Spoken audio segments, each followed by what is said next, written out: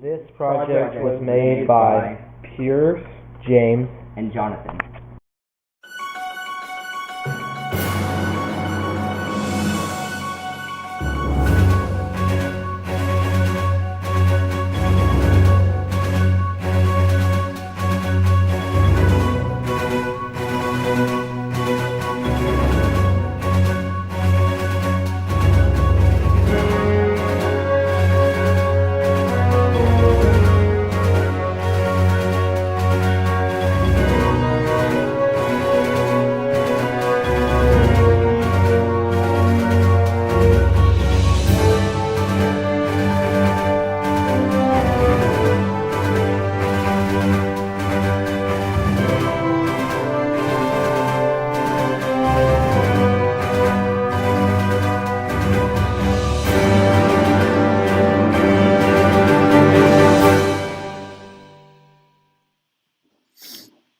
Although it may seem very far away from here at home, the problem at hand is all the way across an ocean in Afghanistan.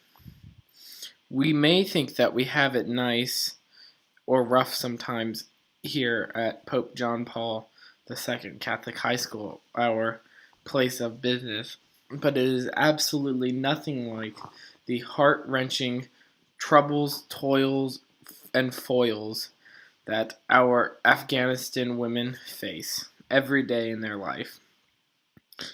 We aim to solve this problem by building a new school in Afghanistan just for women in secondary education.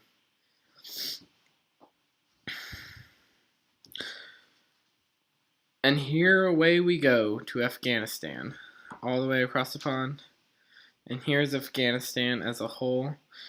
And as you would think, it's in the desert region of Asia, that area.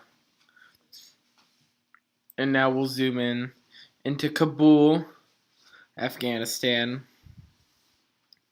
which is where our school will actually be built.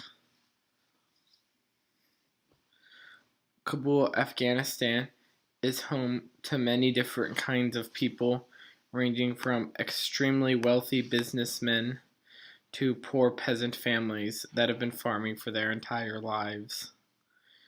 Our school will have plenty of room for up to 1,100 students, and it's located off of a river in downtown Kabul for ease of access.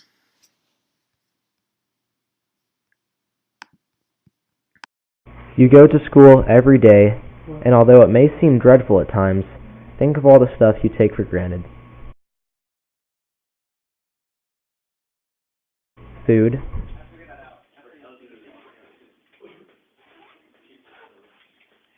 water, clean facilities, help, resources, AC and heating,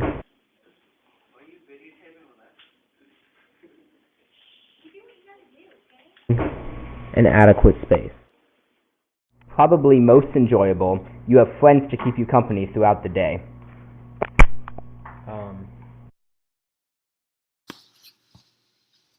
Think if one day you all of a sudden didn't have any school, wouldn't your first reaction be one full of joy and contentment? Think again. Think of what school is for you. It helps you to provide a place for you to get started and to be successful in the world. Without this opportunity to be successful, what would life be like for you? Wouldn't it be miserable?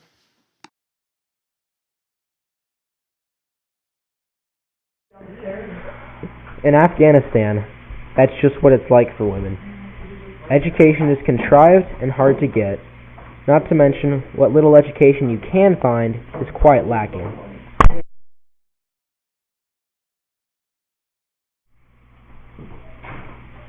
Classes are mostly outdoors. Few resources are available, and materials are just as insufficient. Think of all the things you're allowed to do at school. You can talk at certain times and go places with permission. If you think school is bad, if you think school is bad enough, just think about what it's like at home.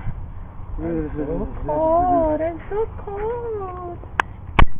Our mission here is to strengthen the education for these young women so that they may reach their full potential and be closer to God, eventually receiving as great, if not greater, education than those here in America.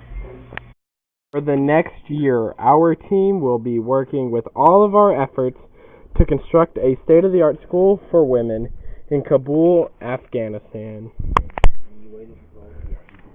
You may notice that in 2005, the adult literacy rate overall was about 20%, but compared to males and females, the male rate was just above 30%, while the female rate was down to almost 10%.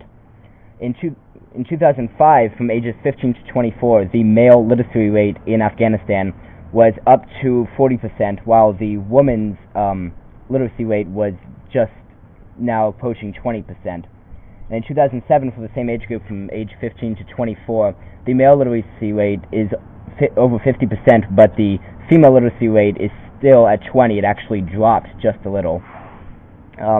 And today, around the year 2014, according to a survey that was probably taken around 2013, men are down to 27% for literacy rate, whereas women are down to like 6%. So you can tell that there is a great inequality between the amount of women who can read and the amount of men who can read.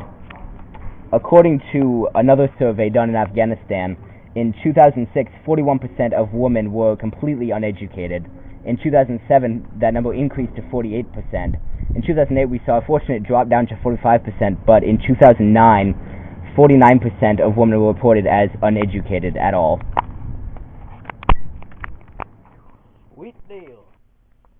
Hello, ladies and gentlemen. You are looking at the official blueprint of the future Nabul Secondary School for Women. We're going to take you through the basic features of it. We are going to have 5 primary hallways for academics, to include English, math, science, history, and religion and electives as shown. Each classroom will hold up to 30 students, yielding a school capacity of 1,080 students. The religion and electives hallway will include 1 computer lab for strictly computer-oriented courses, with the remaining 5 classrooms being used as the need arises. We're going to have restrooms in the back, auditorium which will seat up to 888 people, a 1,600-seat gym, a multi-purpose room which will be used primarily for a lunchroom, a library, office space, and a lounge. As you can see, we are being very conservative with our space here. We want to make sure that as many students can go here as possible while still keeping the price relatively low. Thank you.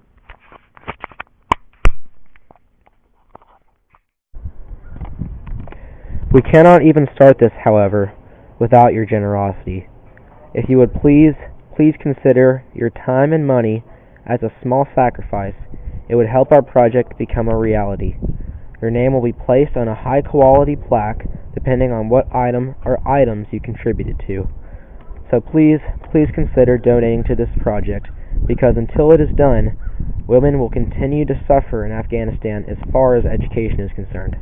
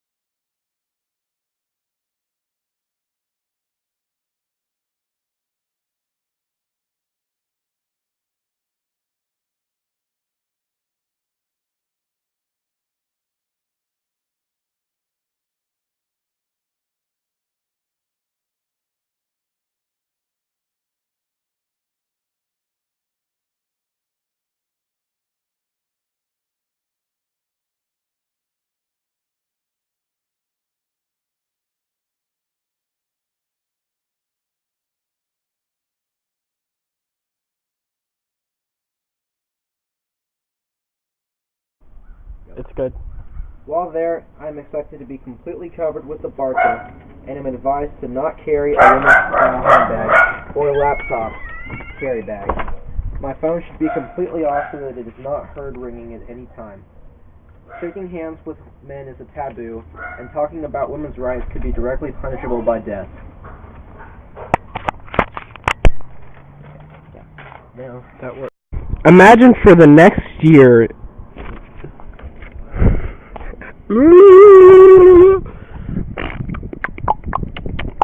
Okay. All I want is a proper cup of coffee and a proper cup of coffee pot. Imagine if you had no school. First reaction would probably be, yay!